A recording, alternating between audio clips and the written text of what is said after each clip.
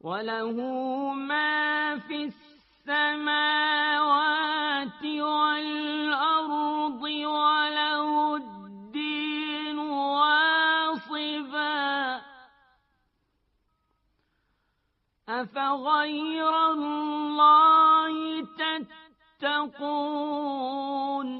અને જે કંઈ આકાશો તથા જમીનમાં છે તે બધું જ તેની મિલકિયતમાં છે અને હંમેશા તેના દિન માટે જ પેરવી કરવી જોઈએ, તો શું તમે અલ્લાહના સિવાય બીજા કોઈથી ડરો છો? તફસીર: આ આયતમાં દિનનો અર્થ છે બંદગી, જે દીને હક અને સાચો મકતબ છે, અને જેની પાસે દીન છે તેના માટે જરૂરી છે કે તે હંમેશા અલ્લાહની પેરવી અને બંદગી કરે, અને વાસિબનો અર્થ છે સતત અને હંમેશા માટે મક્કમ દિન સાથે જોડાયેલો રહે।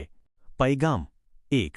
ખોટી માન્યતાઓના વિરુદ્ધ, જેમાં દરેક પ્રકારના જૂઠા અને બાતિલ માટે અલગ અલગ મઅબૂદ માનવામાં આવતા હતા, તેના જવાબમાં આ આયત બયાન કરે છે કે આસમાન અને ધરતીમાં જે કંઈ છે તે બધાનો રબ અને મઅબૂદ એક જ છે। 2.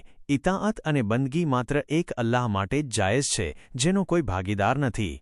3. કાયદા બનાવવાનો અને શરિયત નક્કી કરવાનો હક તેનો હોય છે કે જેમની કુદરતમાં દુનિયાની દરેક વસ્તુ હોય છે, અને તે અલ્લાહ છે, કેમ કે તેણે જ આ દુનિયાની તમામ મખલૂકને બનાવી છે અને એ જ તેના કાયદા બનાવે અને તેને જાહેર કરે છે। 4. શિર્ક માટે કોઈ દલીલ કે યોગ્ય કારણ છે જ નહીં।